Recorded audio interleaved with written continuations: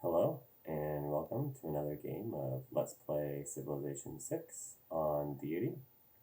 We're setting up the game here with the correct difficulty, the correct expansion. We're still trying to beat that elusive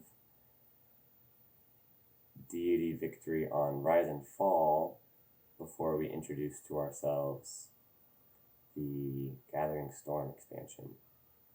And we curated the leader pool a little bit just to make sure we don't win with Nubia or Victoria from England, who we have won with before. We're going to have the gameplay sped up a little bit as we discuss the decisions that we're making here. And we were randomly given Australia, and Australia has some pretty strong bonuses. The increased adjacency bonuses to your basic output districts, your basic yield districts like the campus and the theater square, are pretty nice. You get +1 if there's a certain level of appeal, and +3 if it's even more appeal.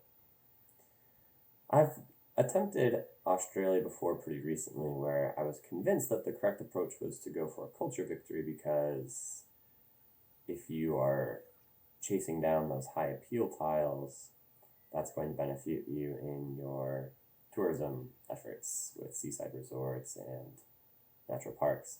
But it actually ended up being a little bit counterintuitive, because you want to use the high appeal tiles to boost your districts, and so you build your districts on those high appeal tiles, and you can no longer create the national parks where you want to. It can be difficult to get your seaside resorts where you want to. I don't think that it's bad to go for a culture victory with Australia, but going through this attempt, that's less of a priority for me. It's less on my mind. And in fact, with all of these hills I see in the capital, immediately, holy cow, there are going to be some high production cities. An industrial zone would be able to get something like +6. Of course, the heavier you lead into industrial zones, the less you get benefit from appeal, because you'll be building mines, and mines reduce appeal, and then your adjacency bonuses won't be quite as strong, but that's okay. Talking about specifically what's going on in this particular game, what an unusual first dozen turns or so. The place that we have spawned, while high in plains hills and therefore high in production, as we're exploring the rest of the island, has a lot of desert. Few rivers. There are a couple rivers. One of them has a city-state settled on it.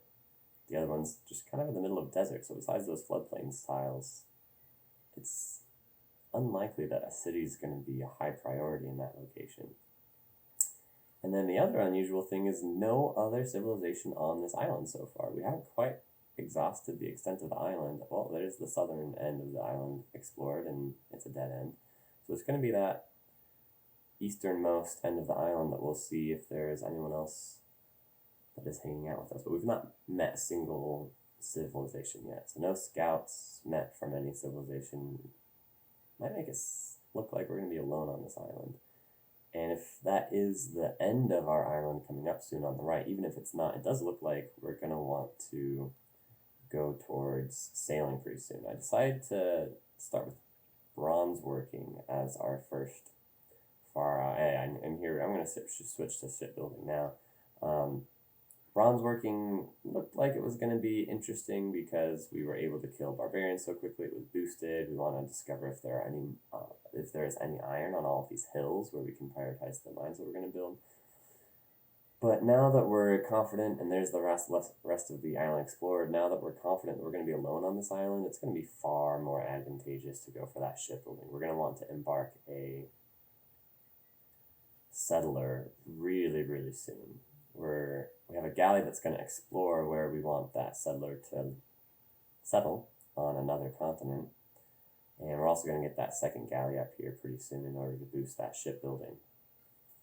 Once we have shipbuilding, it'll probably won't be a settler spam per se, but it is going to be important to get our foot in the door on these islands, since we don't have any idea where the opponents are settling and setting up their base. Also, we're seeing some good tiles for us to potentially explore down in that southern island. It looks like it's all connected together, and it'll be nice to settle, again, pretty quickly with these fresh settlers here. Though I don't see any access to fresh water. That's one of the nice things about Australia, and this is another reason why it's good to go shipbuilding early and why we're definitely going to take off of this island is because we get free housing for settling on the coast. Of course, settling on the coast and staying next to fresh water is still good. You still get even more housing if you have that access to fresh water, but settling on the coast gives you a boost of housing right away anyway, and so we're not going to be too picky about settling on freshwater access tiles on the coast on this other island we see to our south. I shouldn't really be calling it an island at this point. It's going to be, it looks like it's a pretty big continent if it's all connected, which it looks like it is. Sydney under some trouble from the barbarians, and that galley down there also running into a dead end with that barbarian naval unit giving us trouble. These slingers that we trained pretty early, which at first we were worried were going to be useless in consequence of there not being any other civilization to harass or anything like that, are here pulling a lot of weight, having cleared a couple of barbarian encampments in the early game and now keeping Sydney from being destroyed at the last moment. Thank goodness those slingers were able to shoot out that barbarian unit.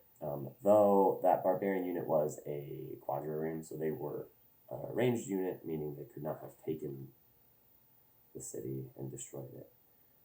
But if another barbarian unit showed up, that would have been bad news. So it's still good to have had those slingers ready to get rid of that quadrireme. The other thing about the quadrireme is it could just sit there and fire until the end of the day because it's not taking damage every time it attacks. So those slingers are pretty crucial there. We have finally met two civilizations now, the United States and Egypt. The United States they have a lot of loyalty on their own continent, right? I'm not sure about all the civilization bonuses.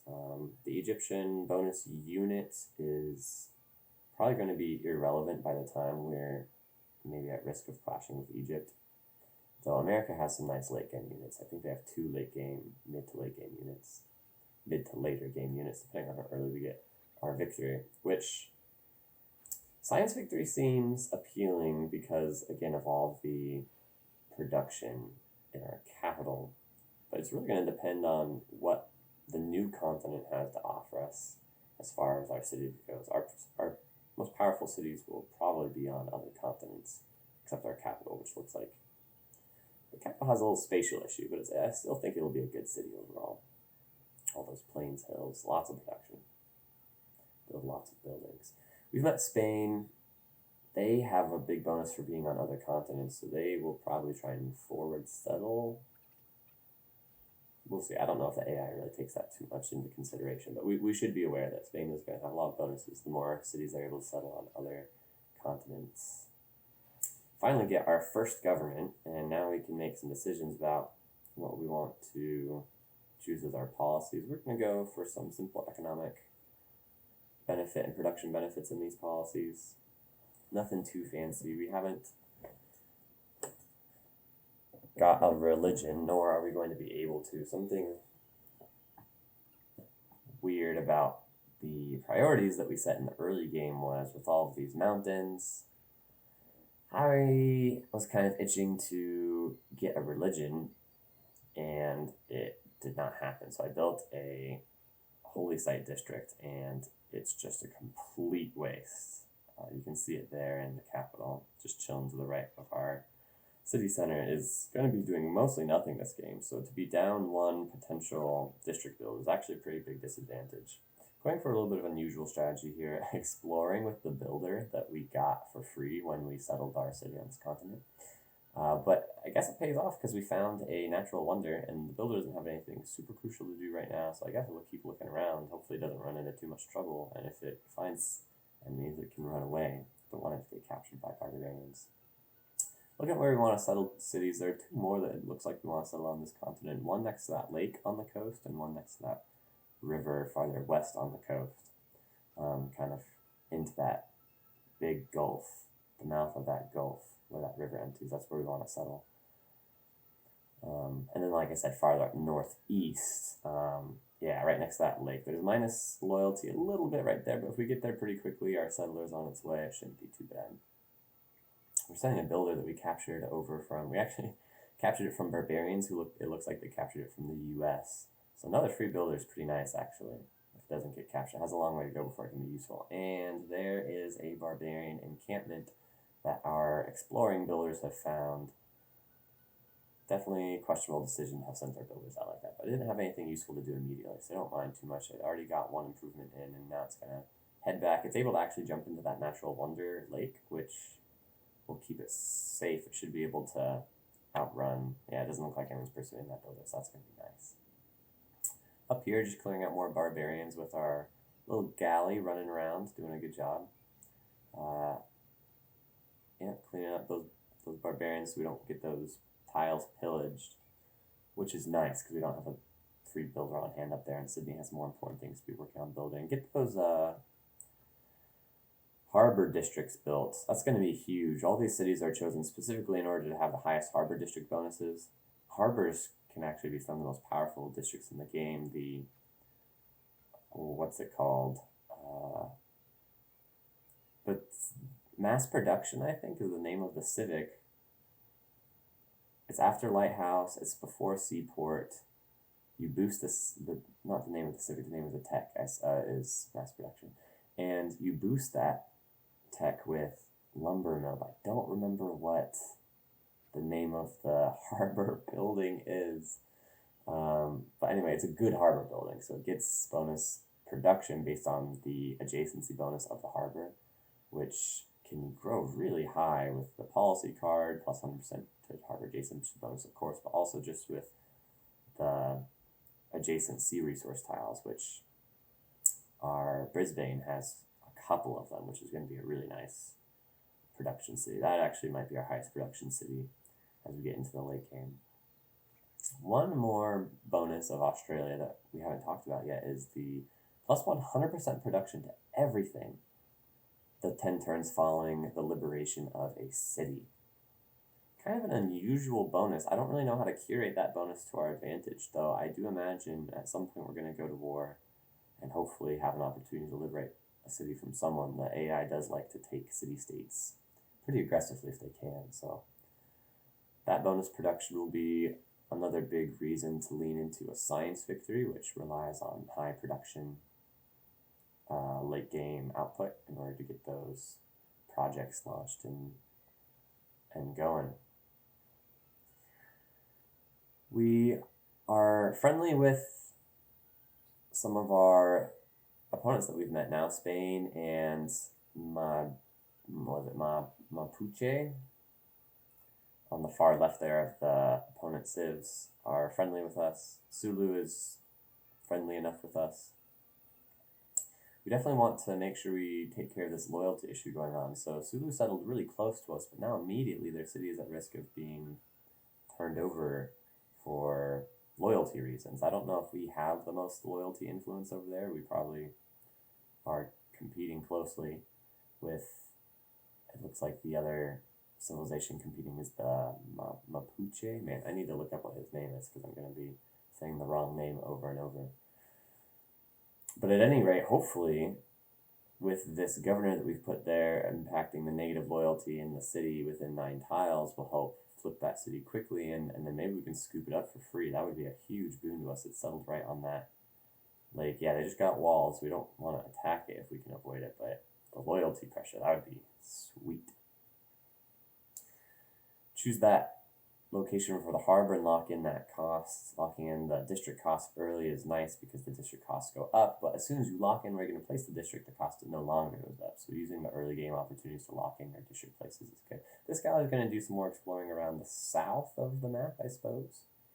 America giving us a little bit favorable deal just in order to get open borders from us. I don't know in what way that would be abusive for America to be able to have, so I don't see any problem with making that trade. This settler is going to go over to this continent. We haven't settled on this continent yet, and want to kind of claim a presence there. That might be important to have a presence on each of these 3 continents that we have discovered so far. So we're going to send this settler far, far east. It'll take him half a dozen turns to get there, so. And this galley will go scout out what's a little bit more what's going on that continent, hopefully. That's no good. It looks like the loyalty pressure is not in our favor in that city. It did flip to a free city, but we might not be the ones that claim it. Oh, actually, yeah, we see there now we are the ones that are going to claim it. The little green kangaroo telling us Australia is going to have the higher loyalty on that city. That's really nice, actually. Free city is huge. That you need some kind of big turn in momentum in the first first 100 turns of a Deity game, I think, to really have a chance at a victory. Whether that's taking a city, stealing a settler and builder, combination of settlers and builders, getting some of those for free, all help. But getting a free city through loyalty is a big advantage, largely because you don't have to deal with some of the same deficits of conquering a city and the occupation, and then you're fighting your own loyalty battle to hold on to it and all of that.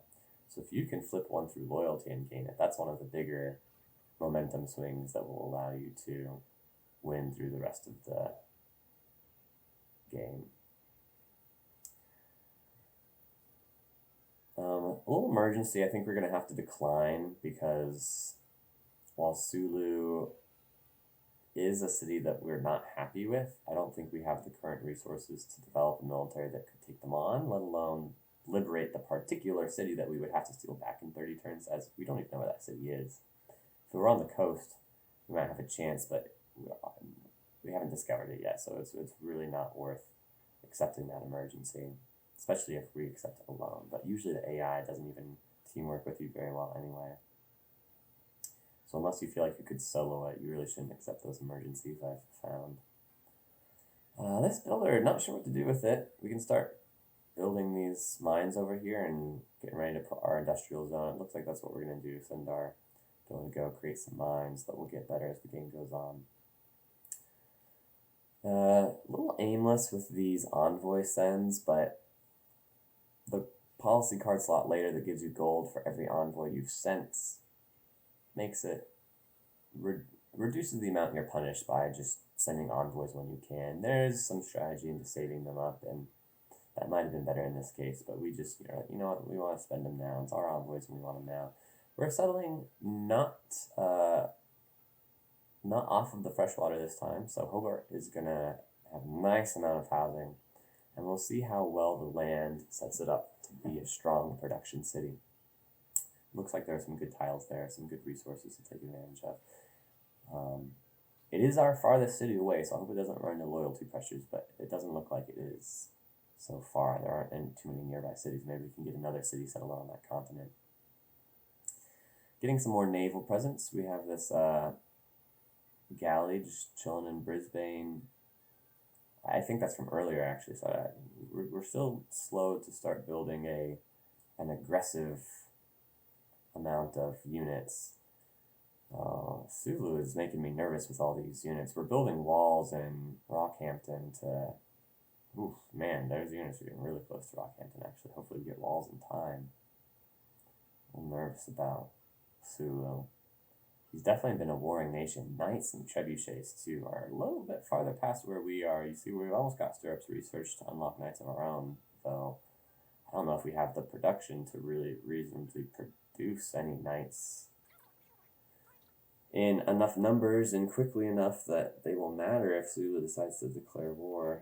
There he goes. Oh my goodness, one turn. In one turn he took Rockhampton. We had no walls. That's a nightmare.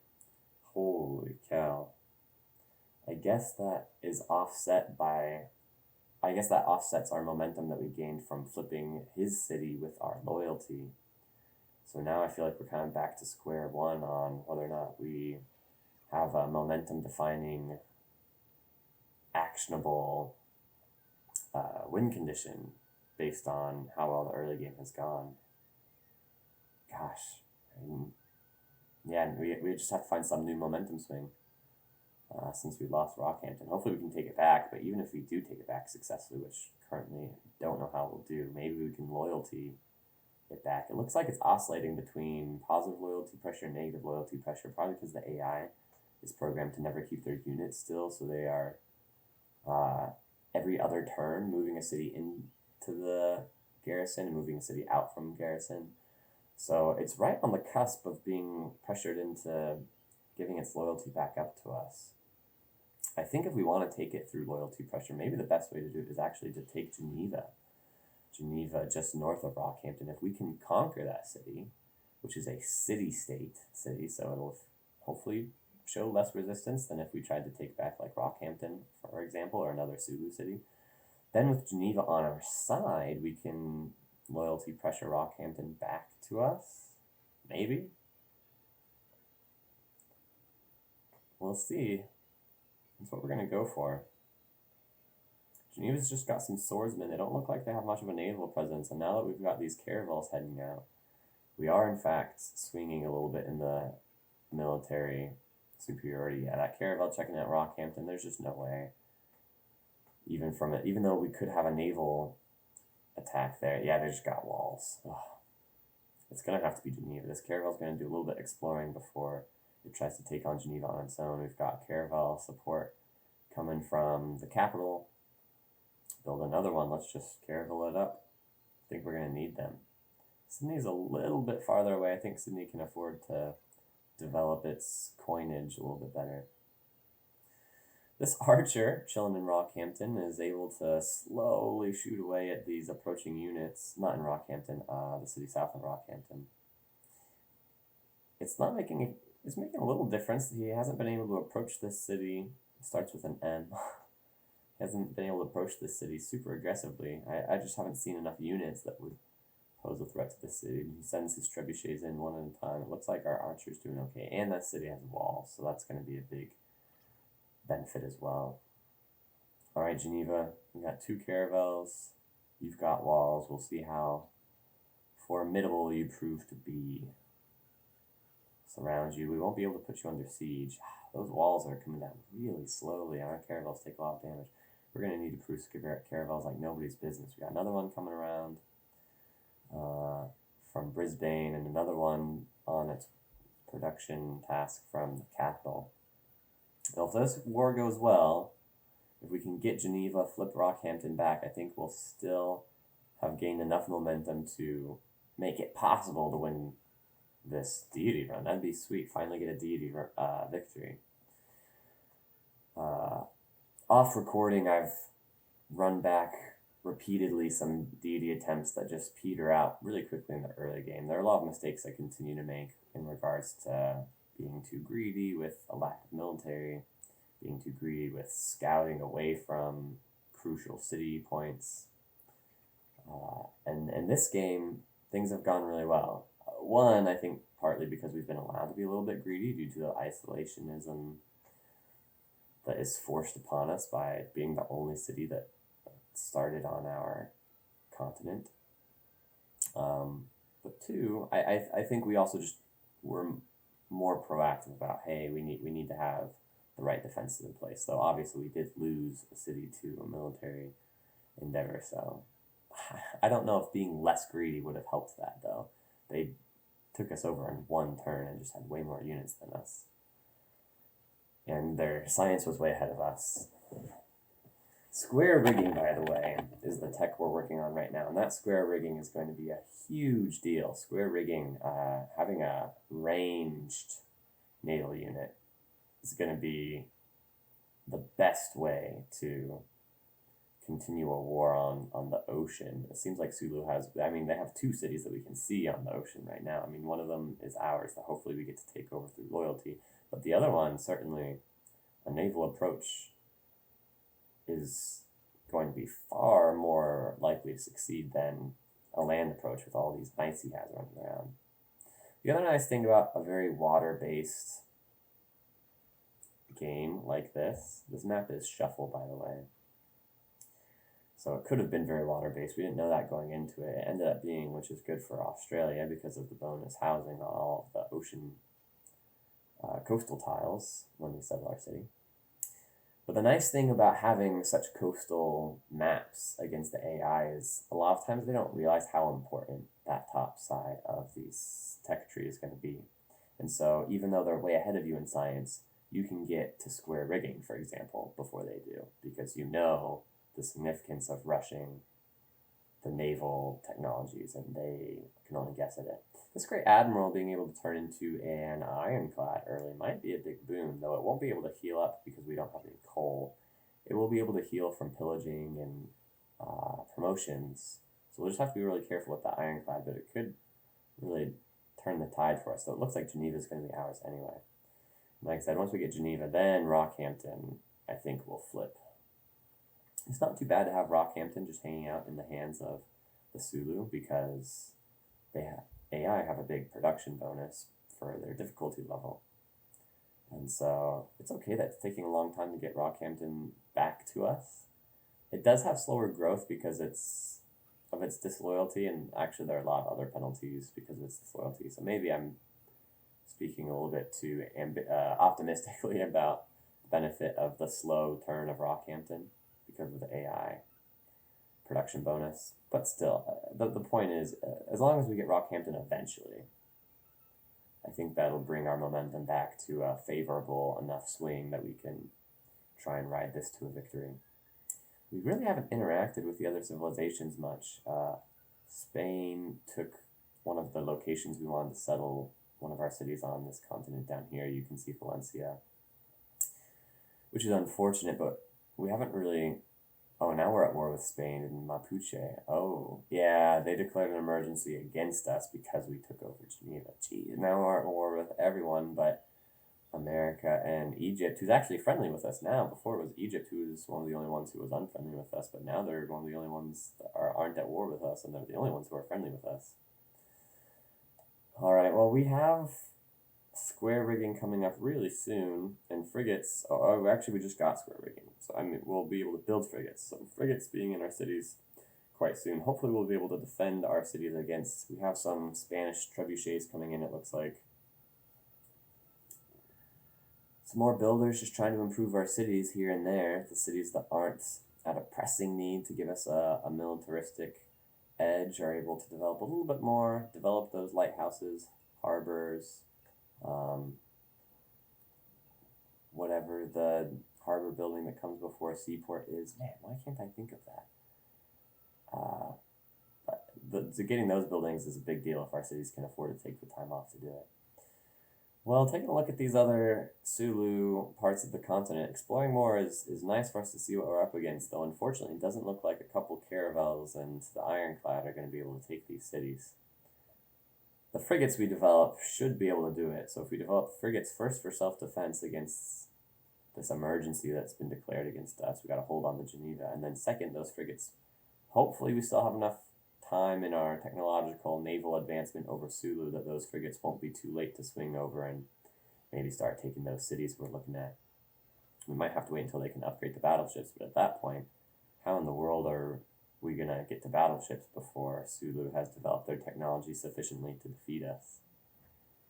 Something really interesting, we're going to wrap up this first episode here pretty soon, but something really interesting about the trajectory of this game is that while the AI is generally way far ahead of us from the start, it seems like the Sulu in particular have put themselves out as the forerunner. So if we can actually just slow them down and gain momentum off of them like we have been doing, gaining that city, if we flip Rockhampton back to us, maybe take these cities on the coast here, then we won't really have to do much to pester our other opponents because Sulu being so far ahead means that swinging cities for us from them will be momentum sufficient enough to just outpace the opponents without having to go to war with them or find any other tricky shenanigans. Of course, they might put themselves on a path to win a particular victory before we can win our, again, what will likely be a science victory. But we can deal with those when they show up. It might be the fact that we can just outpace them altogether. We're going to wrap up this episode here, though, with the movement of our naval ships and defending of our cities. It looks like it's going pretty well. Hopefully this particular series of episodes turns into a victory. Thank you for joining us, and catch us in the next episode, and we'll see you next time.